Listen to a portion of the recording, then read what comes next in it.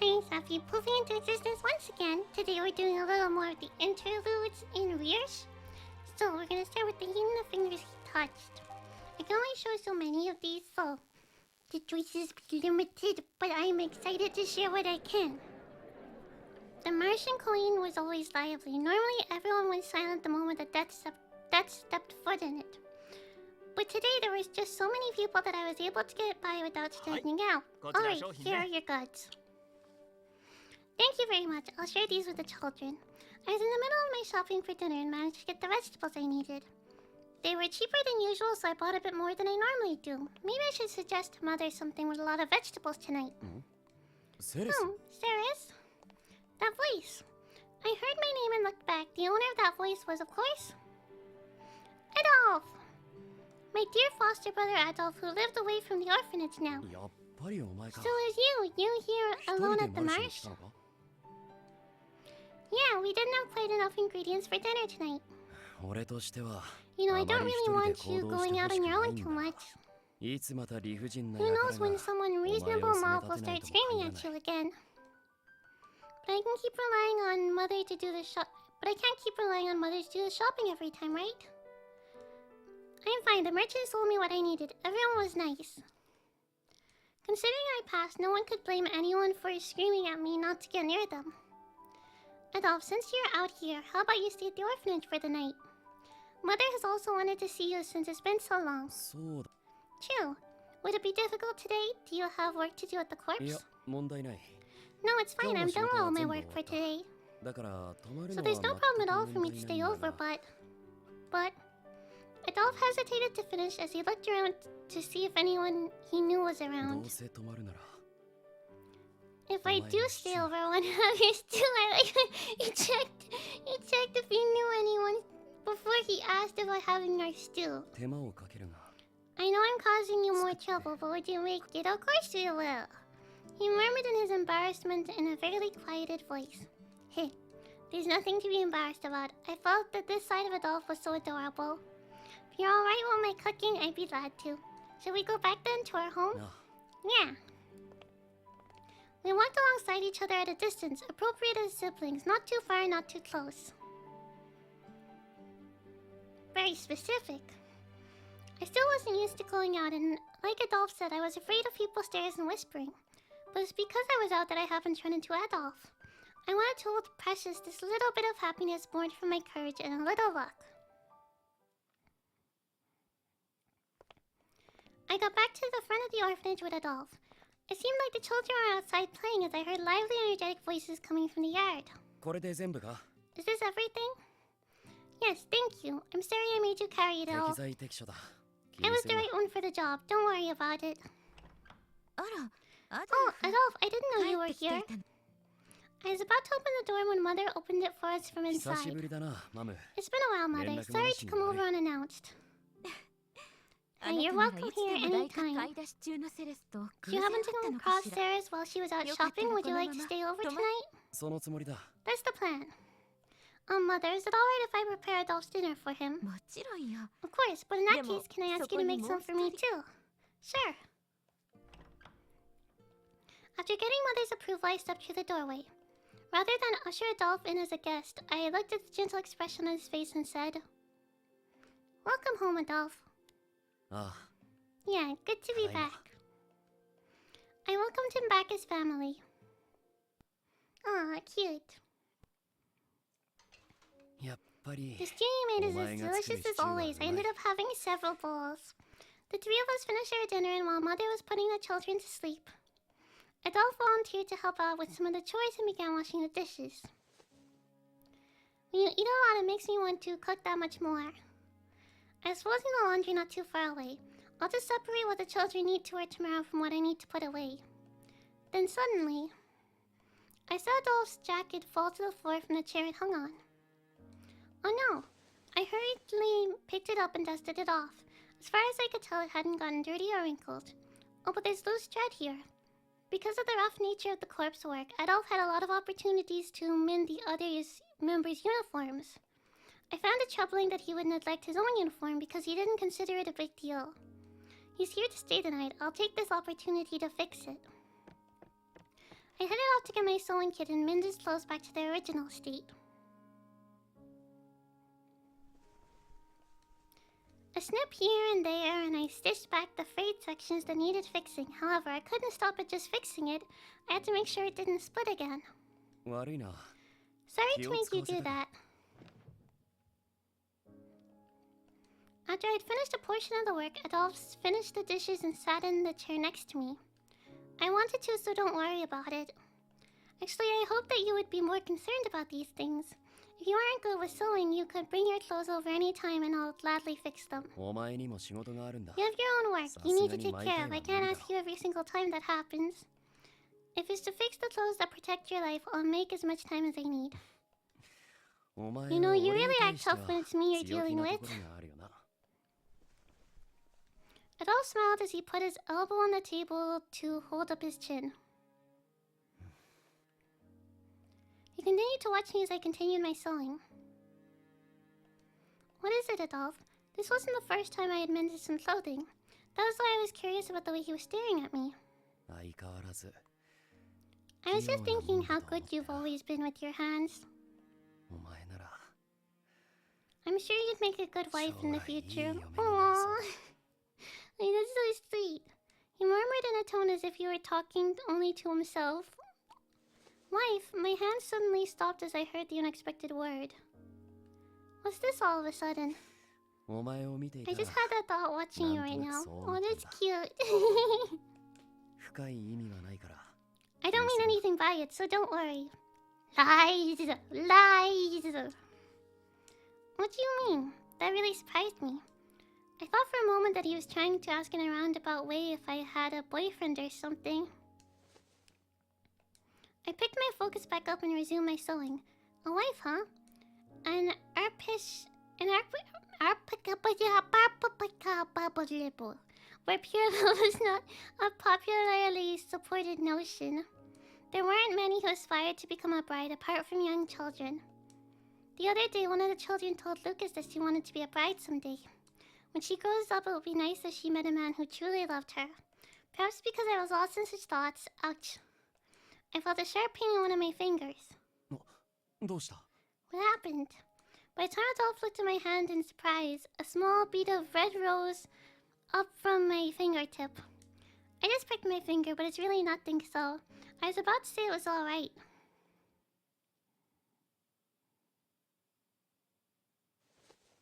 Without making it to those last words, Adolphe's soft lips brushed against my fingertip. Huh? My head was completely blank at the sudden turn of events.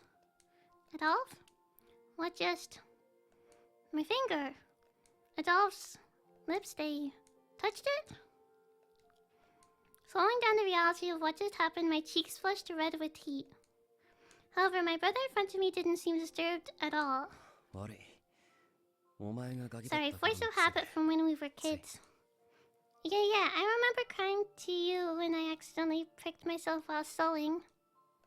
Every time that happened, Adolphe would kiss the spot where it hurt in the same way. Aww, it's a precious memory of mine.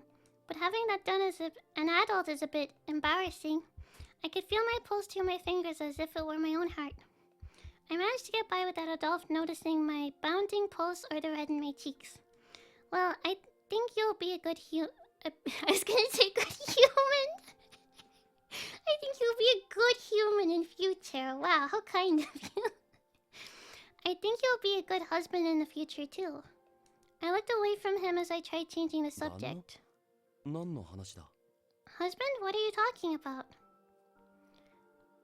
We were talking about it right before I pricked myself. You said I will be a good wife, remember? But in my eyes, I think you'd make a much better husband. You're strong and reliable, and you take it upon yourself to help with chores. And above all, you're just so kind. Even now, you're worrying about such a little injury. Well, that's because you're the one who's hurt. At the moment, I have no plans on getting married to anyone.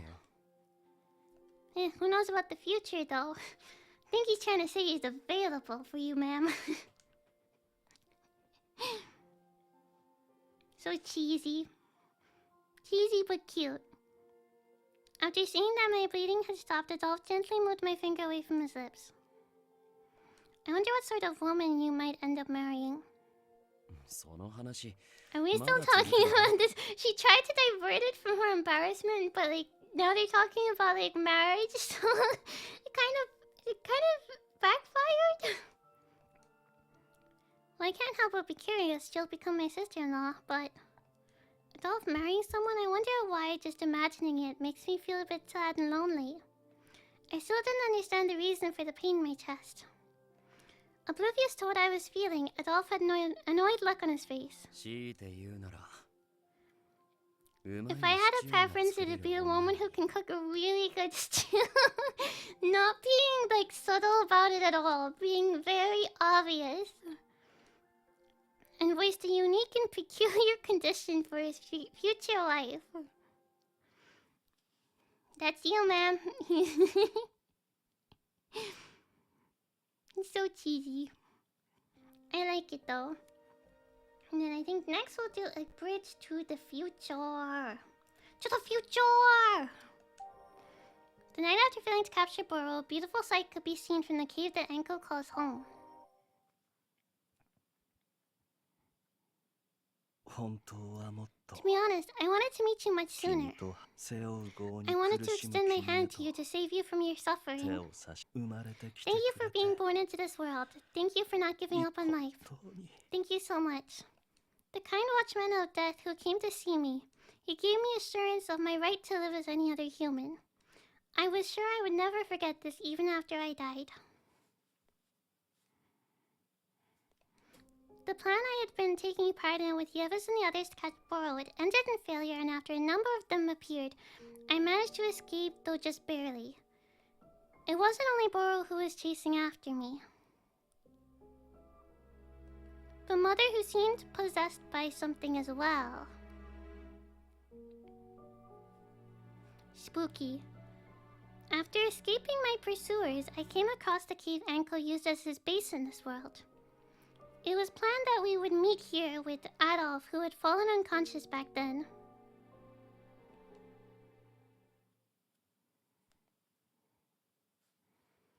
I conversed with Anko in the flower field near the mouth of the cave. He took one of the proudly blossoming Lycorises and swiftly put it in his mouth when... The next moment he dropped a dagger. Adolf's dagger? Anko, why did you have that? Ah. You've been carrying it all this time since the night I dropped it, Anko? Yes, but I completely forgot about returning it to him. Well, I can return it to Adolf for... No, I will return it to him later. Why? After holding on to it for some time, I began observing the blade out of curiosity and... It was then that I accidentally dropped it on some rocks, chipping the blade. So I don't know if he's telling the truth or not. I wish to return it to him after I've repaired it. Until then, can you please keep this a secret, dear princess? Sure, but please get it fixed soon and return it to him, okay? Of course, I appreciate your cooperation, dear princess. And he never saw his dagger again. The end. This is what happened after we had that last conversation. It was a beautiful sight that only he and I could see. After making the small promise between the two of us, we waited for Adolph's return at the middle of the flower field. However, what we heard wasn't footsteps, but the sound of dripping water that came falling on my nose. Seems like it's starting to rain. I hope Adolph's alright. You needn't worry about him. The only redeeming factor about him is how tough he is. That's all he's got going for him, apparently. Nice, Anko. More importantly, you mustn't catch a cold. Let us return to the cave. Right. Though I was reluctant to head back, Anko pulled me along as we walked. I thought I was walking fairly quickly, but the rain caught up to us. Ah! And now the rain really started pouring, getting my hair wet. Princess, please come here. Anko raised his arm as a gesture to keep me covered. I'm not quite as reliable as an umbrella, but the cave is nearby. I apologize, but please bear with me a moment. Thank you very much, but I'm sure you must be cold too. This is nothing. The winds of Hades blow far more coldly than this. Apparently the Watchman of Death didn't catch any colds. Not even shaking in the cold under the rain, Anko continued to keep me covered. After taking cover in the cave, the sound of the rain left us. Fortunately, because Anko kept me covered, only a part of my hair had gotten wet. Considering how strong it is, I imagine it won't let up till morning. Princess, are you sure you're not cold? I'm fine thanks to you keeping me covered. And right after I spoke, achoo! I sneezed immediately afterward, which made me feel like a fool. Sorry. Nothing to be embarrassed about, that was quite adorable in fact. That said, we mustn't ignore any sign of you possibly getting sick. Please rest for today, princess. But then Anko lifted up the bedsheets. Oh no, I can't fall asleep while I'm waiting for Adolf to get back. There's no promising that we won't be found again by Bro come dawn. I think it would be wise to conserve your strength for tomorrow, don't you think? You're pretty good at convincing me to do things, Anko. It's only natural as your partner. Urged on by Anko, I slowly sat on the bedding. When the young one arrives, I shall wake you right away, so please sleep at ease. He gently pushed me to lie down. You promise? Please don't focus on fighting with him and forget to wake me. I swear on my body and soul. Anko put his palm over my eyes, obstructing my vision. Though his hand was a bit cold... Oops, I skipped. Though his hand was a bit cold, I felt a faint warmth that was still comforting and lulled me to sleep. Before long, I slowly fell into a slumber.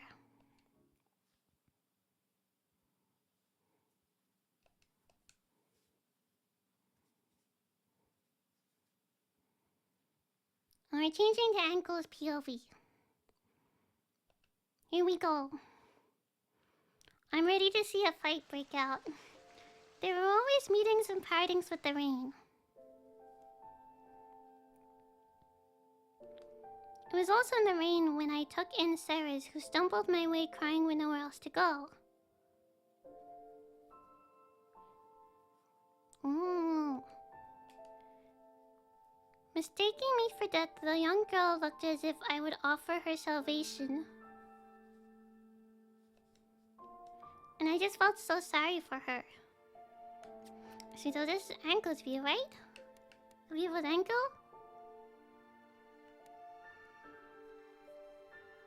Oh yeah, because yeah. She was... I was mixing up the wording. Although I was reluctant to do so, I brought her into my base of operations. However, after seeing Ceres live on as my little sister in admiration of me, I could be proud now of my decision, knowing it was no mistake. I felt so much joy from gaining one more thing to take care of. I promised back then that I'd never leave you alone in the rain. Crying all alone.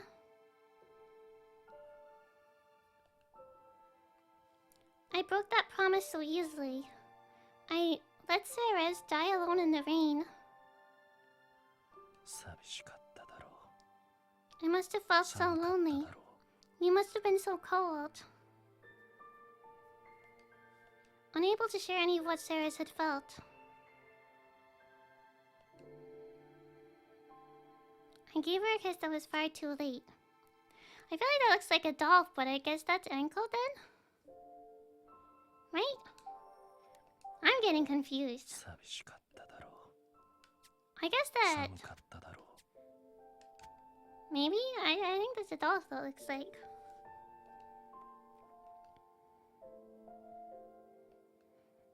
I gave her a kiss that was far too late. It felt so empty. Her lips beaten under the rain felt so terribly cold.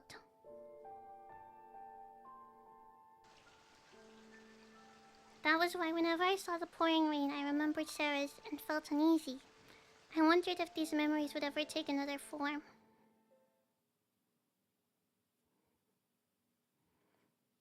Okay, back to her. I don't know the full Anko storyline, so... That's probably why I'm getting confused. I woke up from the faraway sound of the rain. I saw that it was almost dawn. The cave felt a bit damp, which told me the rain was still falling even without the sound. The rain doesn't seem to be letting up, Enko.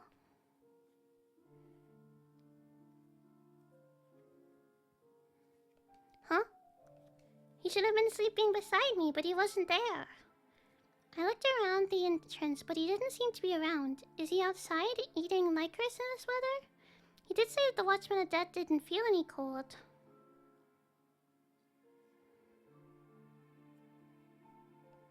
Enko let me know it was okay for me to be alive. The look on his face back then seemed so happy and yet sad. I just couldn't help but let him be. I got down from the bed and prepared some towels so he could dry off as soon as he got back. After doing so, Enko? I left the cave to look for him. I carefully made my way through the rain, so to feel the flowers trying not to fall, and found the Watchman of Death standing in an open part of the field.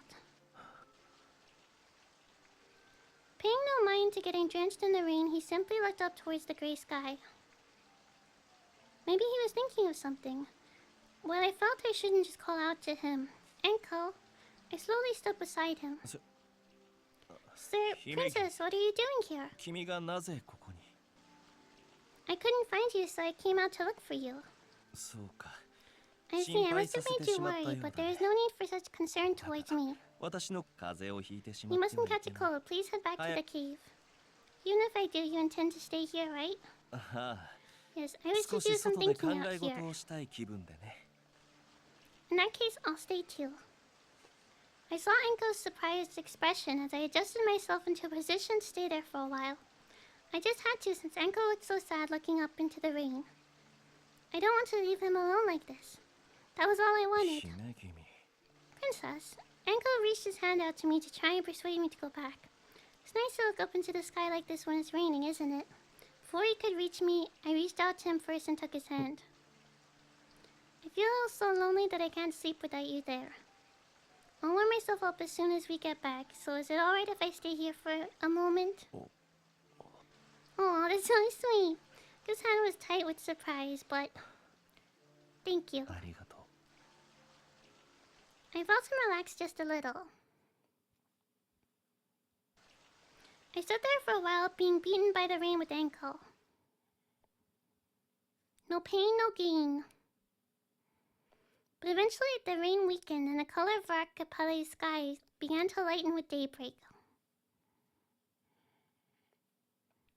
Let us head back. The young one might be there to meet us soon. Right. Enko relaxed his hand to let go of mine, but just then... Enko? I just happened to glance up at the sky and it stopped him, pulling at his hand. Whatever is the matter, Princess, it is unusual for you to shout like this. Look up in the sky, it's so pretty. The Watchman of Death's gaze moved up towards Archipelago's sky, and there...